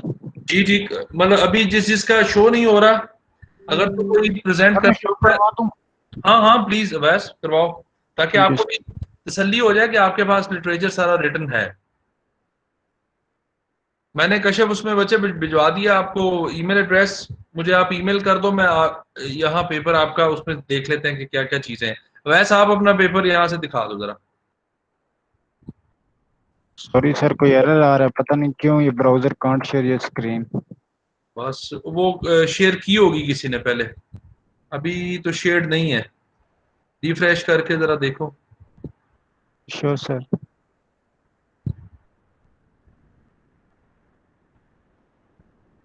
Sir give me 10 minutes में वापस आता हूँ क्लास में, 1 मिनट। जी जी ठीक है अगर।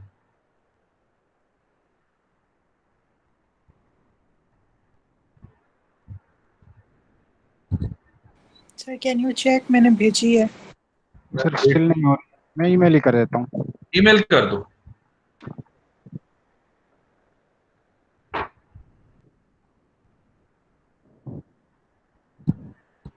अभी तक तो नहीं मिली।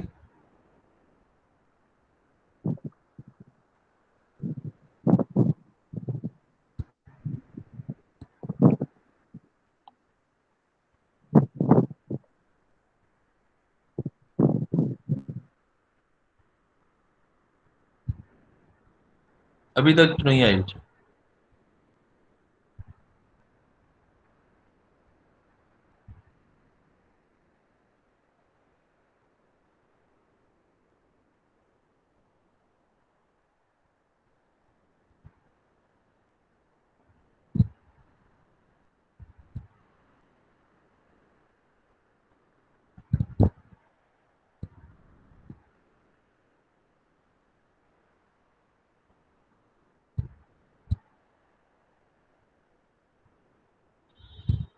नहीं, कशिफ आपका भी नहीं मिल रहा पेपर। और आप वैसे जरा अपने पास से जरा देखो उस पेपर में हाइपोथेसिस बने हुए हैं और उसके ऊपर लिटरेचर है कि नहीं।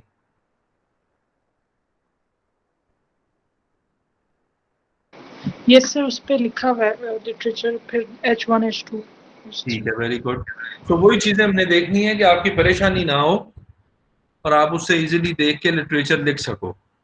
मेरे पेपर में भी लिखा हुआ है, बट मैंने आपको सेंड भी कर दिया, अगर आप काइंडली देख लें। यार मेरे पास आ नहीं रहा। हाँ एक कुछ आया है जी, वैसा आपका पेपर आ गया।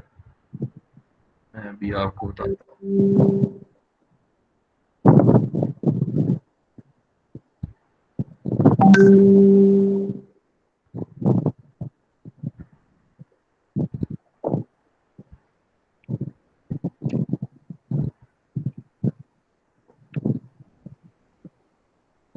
ये आपने भेजा मुझे पेपर ना? जी सर, जी सर। हाँ जी, ये देखें इंट्रोडक्शन इसमें लिखा हुआ है। इसी को देख के आपने थोड़ा बहुत अपना पैराफ्रेज कर ले। ये देखो आपका तो गैप एनालिसिस भी लिखा हुआ है। Thank you sir. और इसमें ज़रा पेपर हमने एक दो नया देख के डालना होगा। ये थ्योरेटिकल फ्रेमवर्क एंड हाइपोथेसिस ये साफ लिखे हुए हैं। सर ये मैं यहाँ पे जो है ना एक 2 वेरिएबल और ऐड करूंगा, ये परसीव्ड प्राइसेस सर्विस क्वालिटी की जगह।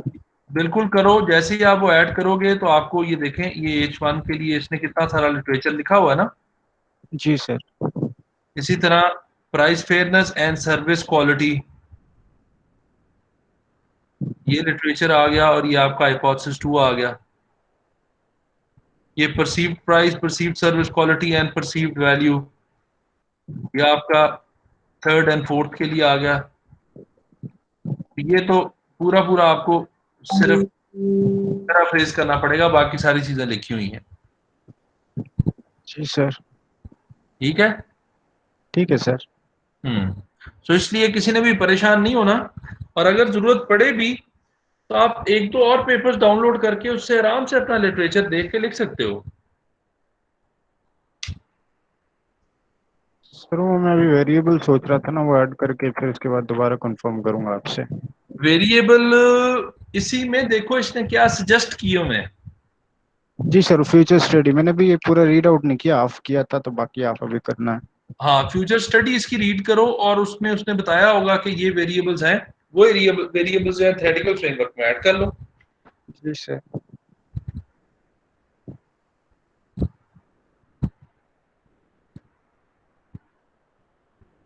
किसी और का कोई कंफ्यूजन, कोई क्वेश्चन हो तो प्लीज अभी पूछें before we move on to our next concepts.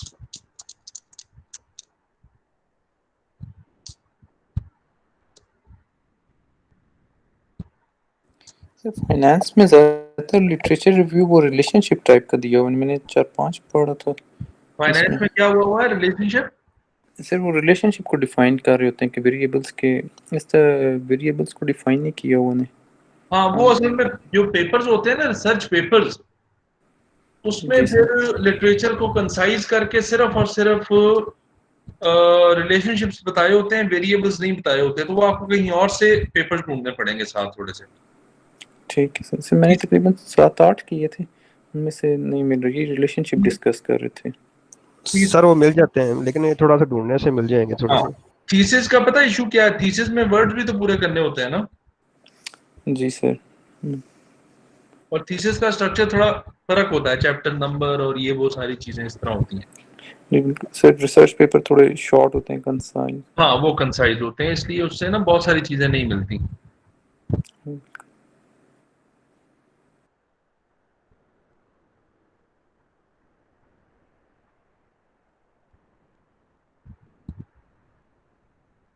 अच्छा जी, कल हम पूरा जो टाइम है वो अपना लगाएंगे मेथोडोलॉजी पे, कल की क्लास में कि मेथोडोलॉजी क्या होती है, और वो मैं कोशिश करूंगा कि साथ साथ आपको आपकी पूरी मेथोडोलॉजी लिखवा भी दूं।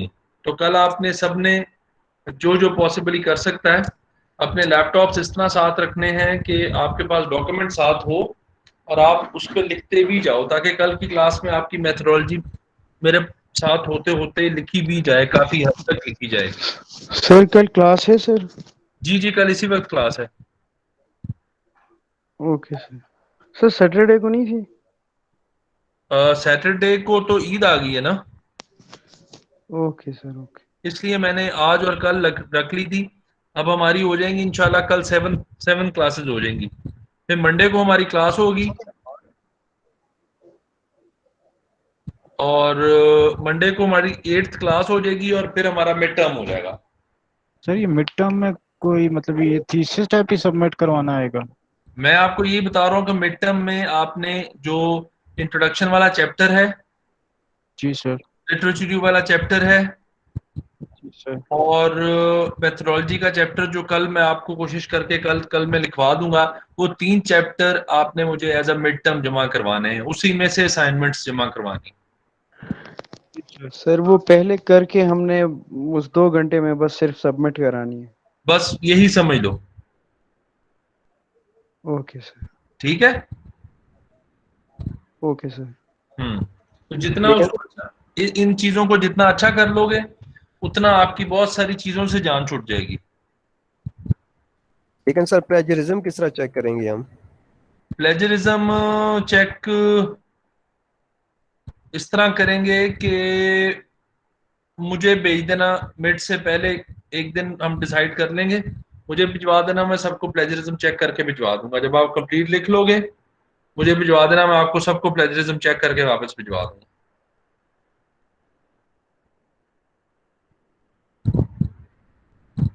ठीक है सर गूगल क्लासरूम में सबमिट करनी है ना फाइल? जी, मिड टर्म की वहीं सबमिट करनी है। हाँ जी। सर पेपर का राइटिंग नंबर और राइटिंग स्टाइल मतलब वो क्या होगा, थीसिस का होता है? राइटिंग स्टाइल एंड क्या चीज? जैसा मतलब जो टाइम न्यू रोमन या इस तरह, वो हम कौन जी से जी, उसमें रखें? अच्छा, वो मैं आपको पूरी गाइडलाइंस बता दूंगा मंडे की क्लास में। मैं आपको ये चीजें फॉर्मेटिंग का पूरा जो तरीका है ना वो बता दूंगा इंशाल्लाह। बल्कि हो सकता है उससे पहले मैं आपको एक लिंक भिजवा दूं, वो 10 मिनट की वीडियो होगी, उसमें पूरा स्टाइल और हर चीज आपको बताई होगी।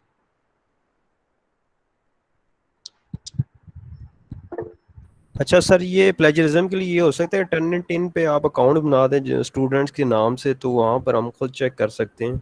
मैं वो भी देख लेता हूँ, उसमें ना पिछले दिनों को इशू आया हुआ था, बन नहीं रहा था अकाउंट, इसकी वजह से थोड़ा सा प्रॉब्लम हो रहा था। अगर वो हो गया तो बहुत ही अच्छी बात है, मेरा जो है काम खत्म हो जाएगा। तो अगर ना हुआ तो फिर आप मुझे फाइल्स भिजवा देना, मैं आपको चेक करके भिजवा दूँ।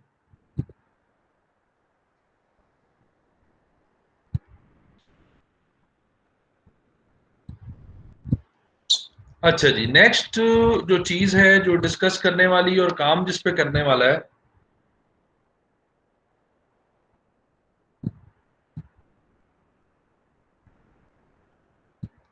वो है क्वेश्चनेयर और इंस्ट्रूमेंट।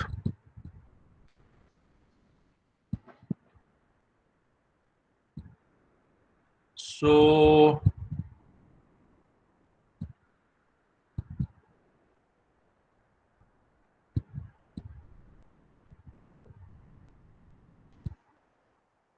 मेथोडोलॉजी हम कल इंशाल्लाह डिस्कस करेंगे, बट मैं इंस्ट्रूमेंट जो है वो पहले जरा डिस्कस कर लूं आपके साथ।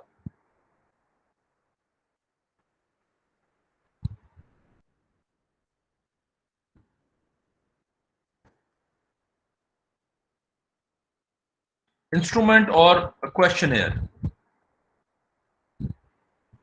ये किस लिए यूज होता है?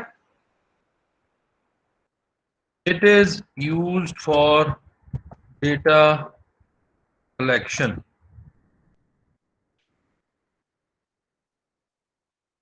कोई ऐसा बच्चा जिसको क्वेश्चनेयर का ना पता हो, कभी देखा ना हो? क्वेश्चनेयर वो document use for data collection ना, जी, वो तो डेटा, देखा है। ठीक है ना, सबको ये आइडिया है, जिसमें वो पूछ रहे होते हैं कि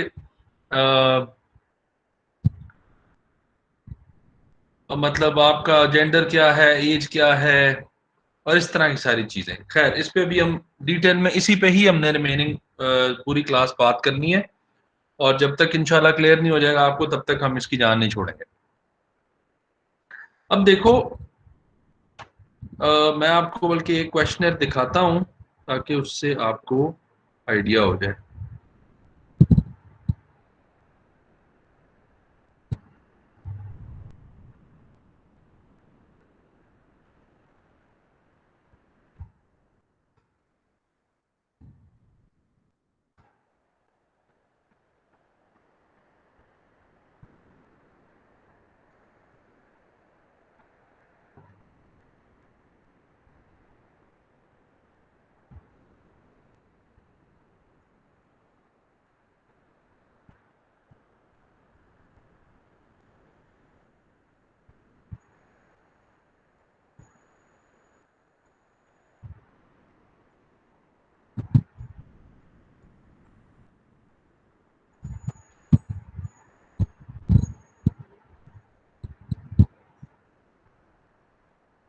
ये देखें जरा, आपको ये चीज नजर आ रही है, क्वेश्चनर नजर आ रहा है?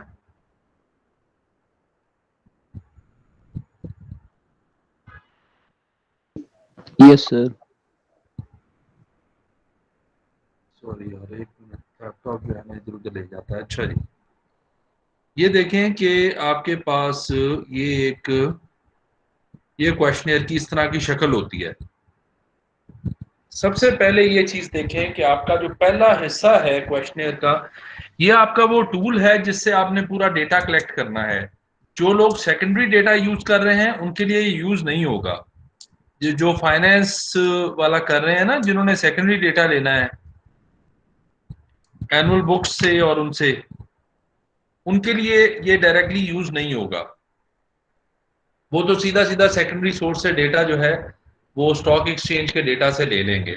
बट जितने बाकी लोग हैं जो मार्केटिंग, एचआर, सप्लाई चेन वगैरह यूज कर रहे हैं, उनके लिए ये क्वेश्चनर यूज होगा। तो हमने पहले कह दिया कि please provide your answer by using the tick mark. ऊपर हमने क्वेश्चनर लिख दिया।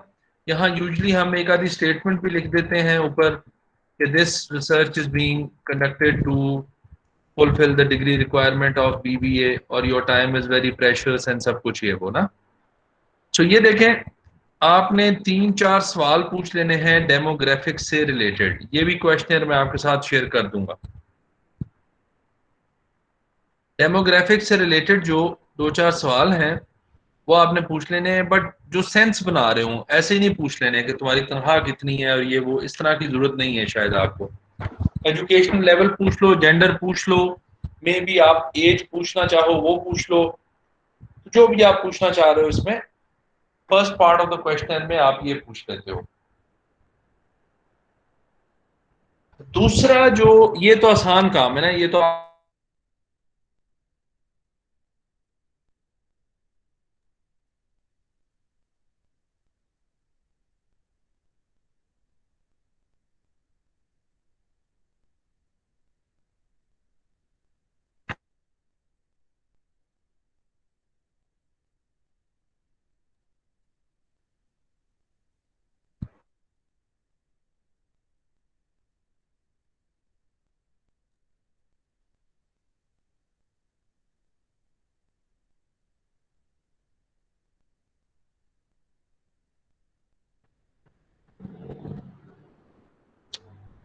सॉरी, आवाज कट की होगी, अभी आवाज आ रही है?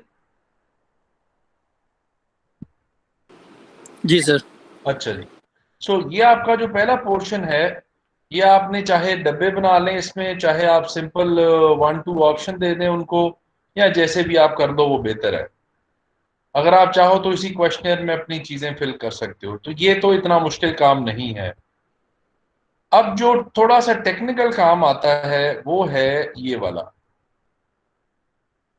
ये जो स्केल है 1 to 5 या 1 to 7 जो आप यूज करते हो,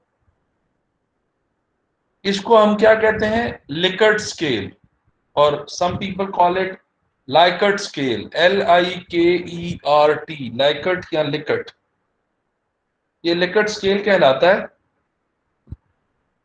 सॉरी सर, वॉइस ब्रेक हो गई थी, समझ नहीं आई। मैंने कहा ये जो आपका स्केल है ये वाला, जो जी आप सर। लोग कहते हो कि 1 to 5 आंसर कर दें, ये वाला जो स्केल है इसको कहते हैं लिकर्ट स्केल या लाइकर्ट स्केल। ठीक है, जी सर। लिकर्ट स्केल कहते हैं इसको, ताकि लोग इसको इजीली फिल कर सके चीजों को। तो ये आपने ऊपर की एक दे दी कि please indicate the extent of your agreement with the following statement on a 5 point Likert scale. एक और चीज यहां हम रिलेट करते जाएं कि क्वेश्चनर की प्लेजरिज्म चेक नहीं होती, तो इसमें बिल्कुल ही परेशानी की जरूरत नहीं है अगर आप कहीं से भी कॉपी पेस्ट कर रहे हैं कोई भी चीज, बल्कि इसमें ज्यादातर चीजें कॉपी पेस्टेड ही होती हैं और होनी चाहिए। अब आपका जो मेन काम आता है वो आता है यहां आके। ये देखें, ये एक वेरिएबल है हमारा जिसको फॉर्मलाइजेशन कह रहे हैं, और इससे रिलेटेड हमने कुछ क्वेश्चंस ये पूछे हैं, या कुछ स्टेटमेंट्स एक्चुअली दी हैं। क्वेश्चन नहीं कहना चाहिए इनको, इनको स्टेटमेंट्स कहना चाहिए, जो हम रिस्पोंडेंट को देते हैं। रिस्पोंडेंट इनको पढ़ के हमें इनमें से किसी एक पे टिक कर देता है, तो हमारे पास उसका जवाब आ जाता है। अब ये जरा थोड़ा सा इन स्टेटमेंट्स को एक एक दफा पढ़ो। ये मैं और इनलार्ज कर रहा हूं ताकि आप आराम से देख के पढ़ सको। और अगर कोई बंदा ऑर्गेनाइजेशन में काम कर रहा हो तो उसको इसमें जवाब देने में कोई इशू तो नहीं है? जरा एक दफा पढ़ो सारे।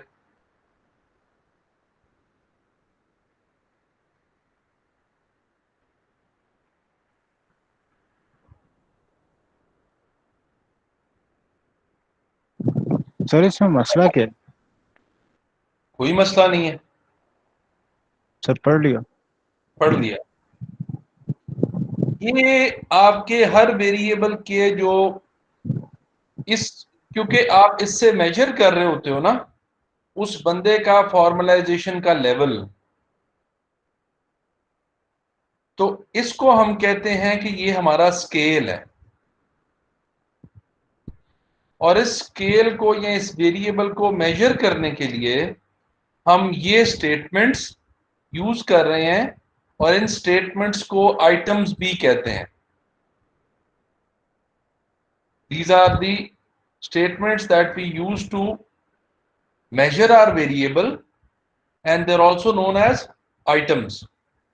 तो कितनी आइटम से हम फॉर्मलाइजेशन का स्केल मेजर कर रहे हैं? 6, 7। ये आ गया 7 आइटम से हम फॉर्मलाइजेशन का स्केल मेजर कर रहे हैं। अब नेक्स्ट वेरिएबल हमारा है क्रिएटिविटी, और क्रिएटिविटी को मेजर करने के लिए हम कितनी आइटम्स यूज कर रहे हैं? ये देखें जरा, ये 12। आई थिंक 10 या 12। 1 2 3 4 5 6 7 8 9 10 11 11 जी सर। 11 आइटम्स यूज कर रहे हैं हम इस स्केल को मेजर करने के लिए। और ये सब कुछ कॉपी पेस्टेड है। ये प्रीवियसली डेवलप्ड स्केल था, प्रीवियसली डेवलप्ड आइटम्स थी, हमने सिर्फ पिक की हैं और अपने क्वेश्चनर में डाल दिए।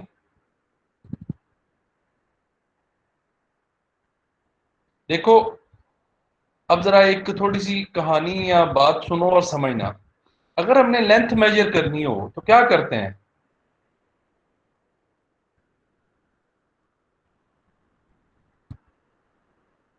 किस चीज की लेंथ? वो लेते हैं, वो स्केल लेते हैं, मतलब वो जो होता है। स्केल लेते हैं, गुड, शाबाश। स्केल लेते हैं, फुट रूलर ले लेते हैं, इंची टेप ले लेते हैं, वो मेजरिंग टेप जो होती है, और कोई भी बंदा हमें बता देता है कि इस उसकी दीवार की लेंथ जो है वो 4 मीटर्स है। हमें समझ आ जाती है ना कि क्या कहना चाह रहा है। जी सर।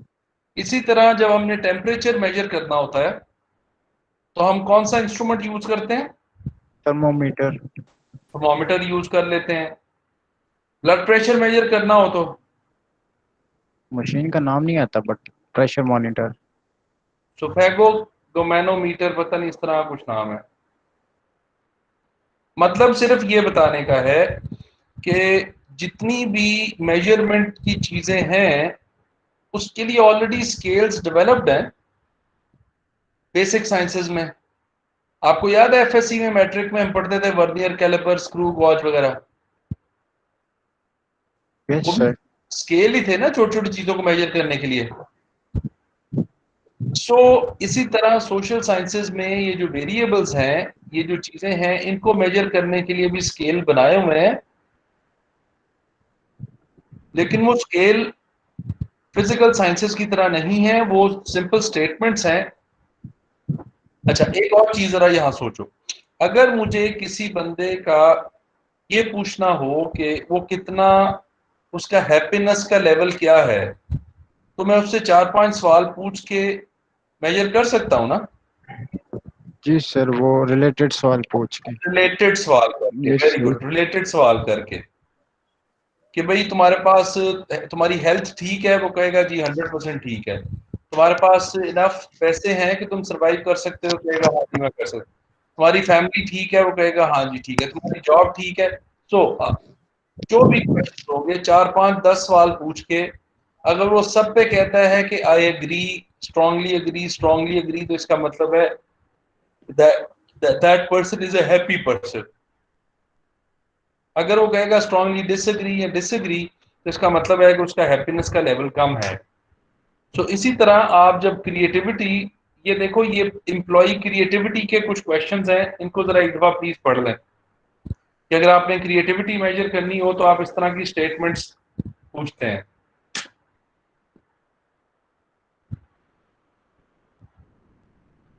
क्रिएटिविटी का मतलब होता है person who comes up with new ideas.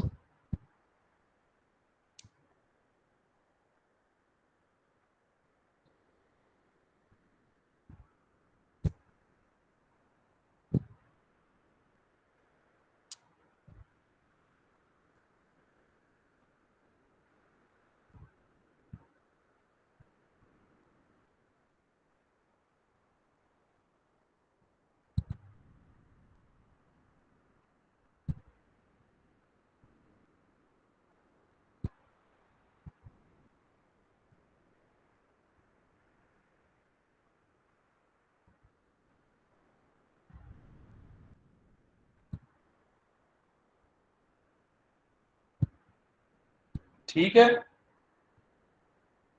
Ji sir, पढ़ लिया। इसी तरह हमने एक और लास्ट वेरिएबल है, उसका हमने ये देख लिया कि उसकी आइटम्स क्या हैं।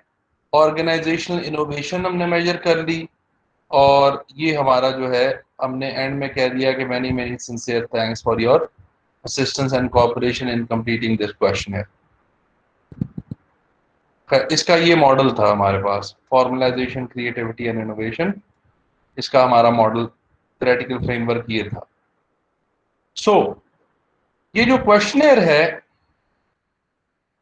ये एक्चुअली हर किसी ने अपनी स्टडी का क्वेश्चनर बनाना है। अब इसका तरीका ये है कि आपको कहाँ से क्वेश्चनर मिलेगा, ये प्रॉब्लम आती है। तो पहली बात, आप अपना जो पेपर है, बहुत सारे लोगों के पेपर में ही उनका क्वेश्चनर कई दफ़ा होता है, स्टेटमेंट्स लिखी होती हैं, अगर ना लिखी हो तो उन्होंने मेंशन किया होता है कि कहाँ से हमने क्वेश्चनर ये लिया है। और अगर आपको कुछ भी समझ ना आए तो आप उन लोगों को, जिन जो ऑथर्स हैं आपके पेपर के, जिस पेपर से आपने मॉडल बनाया है, उनके ईमेल्स लिखे होंगे, उनको कांटेक्ट करके ये कह सकते हो कि आपने फलानी पेपर में जो क्वेश्चनर यूज किया है वो प्लीज मुझे भिजवा दें। तो तकरीबन 80% लोग जो हैं वो आपको एज इट इज क्वेश्चनर उठा के भिजवा देंगे, डेफिनेटली भिजवा देंगे।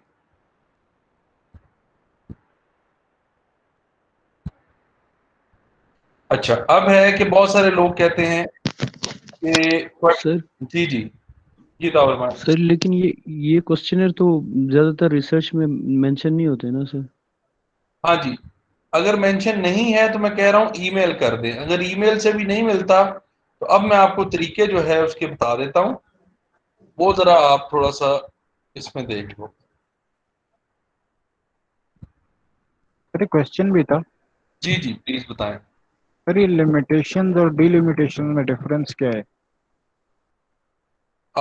Limitations and delimitation. डीलिमिटेशंस में आप बताते हो कि डीलिमिटेशन में आप स्कोप बताते हो और आप कहते हो कि ये चीज मैं कर रहा हूं। जो आप कर रहे हो जब वो आप बताते हो तो वो डीलिमिटेशन है, और जब आप ये बताते हो मैं क्या नहीं कर सका, वो लिमिटेशंस है।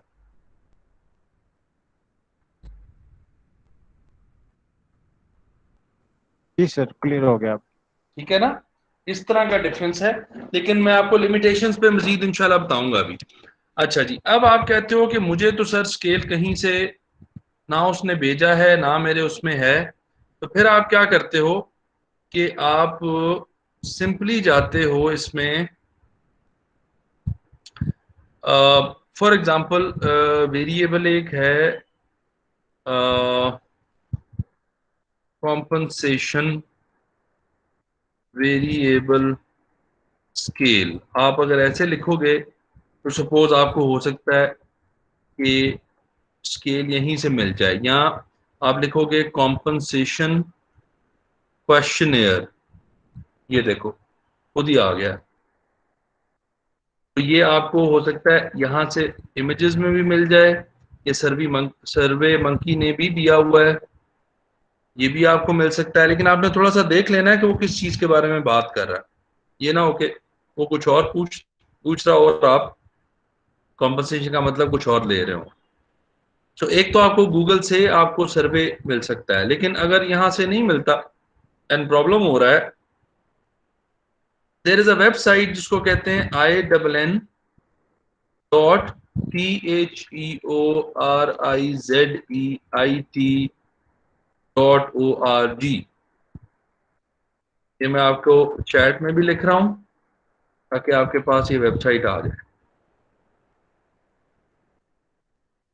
इस वेबसाइट पे जा सकते हैं आप और इसको क्लिक करेंगे।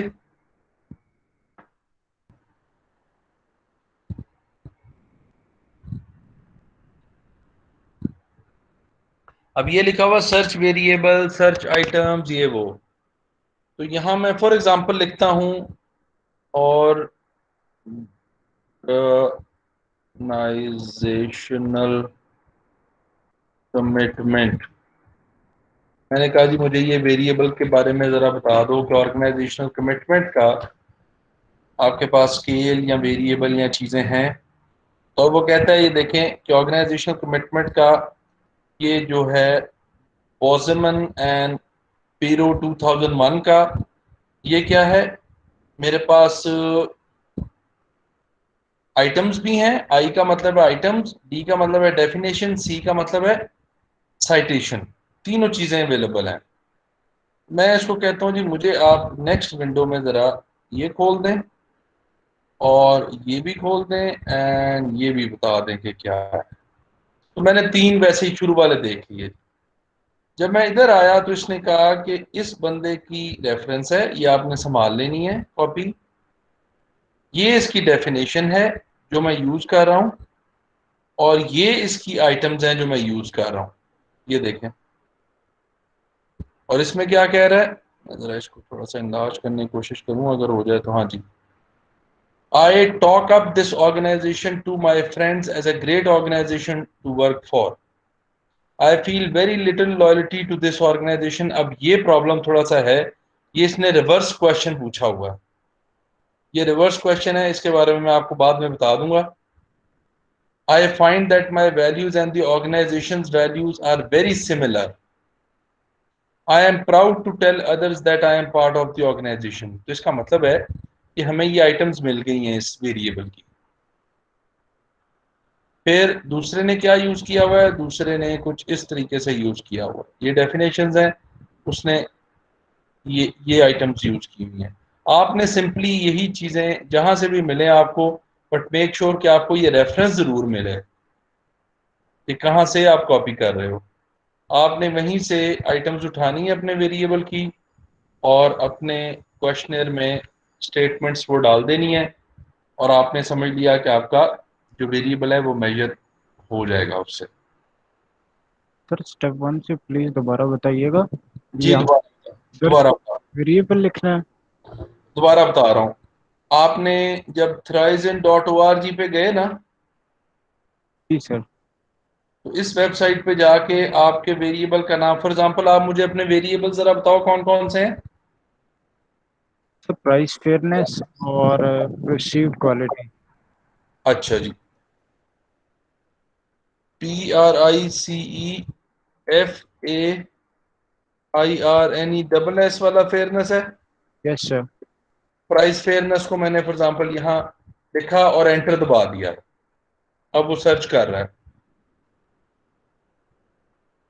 ये देखें, उसने कहा जी प्राइस फेयरनेस जर्नल और मार्केटिंग रिसर्च में छपा है, और मैं इसको कहता हूँ जी मुझे बता दें, और ये कहता है परसीव्ड प्राइस अनफेयरनेस है, लेकिन आप इसको फेयरनेस बना सकते हो चीजें ठीक करके।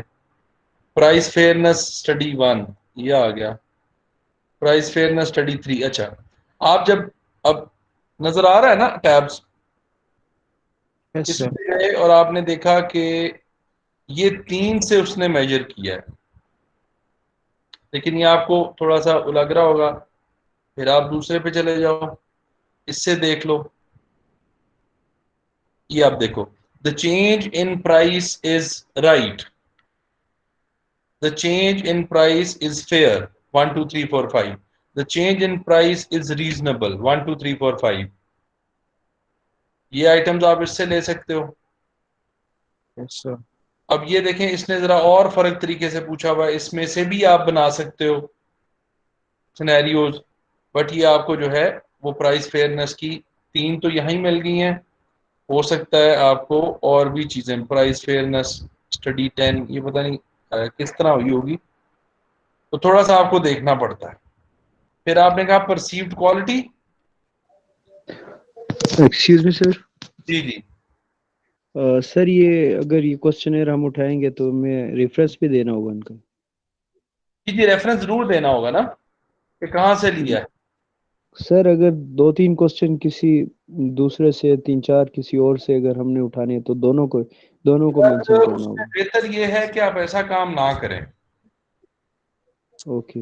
इसका भी स्केल उठाना है, एक ही बंदे का स्केल उठाएं, और क्वेश्चन भी सेम रखें। नहीं, क्वेश्चन में हल्का फुल्का चेंज कर सकते हैं, वो मैं आपको कल मेथोडोलॉजी वाले सेक्शन में समझाऊंगा कि क्या उसका मतलब होता है। Okay sir, okay. लेकिन कोशिश करें एक का ही स्केल उठाएं। अब ये परसीव्ड क्वालिटी, पता नहीं मैंने इसके स्पेलिंग गड़बड़ किए हैं क्या। बहरहाल वो कहता है परसीव्ड क्वालिटी से रिलेटेड जो है, ये देखो परसीव्ड साइट क्वालिटी है। अब इसको चेंज करके अपनी जो भी चीज कर रहे हो परसीव्ड क्वालिटी की कर सकते हो। उसके बाद आप ये आ गया परसीव्ड क्वालिटी।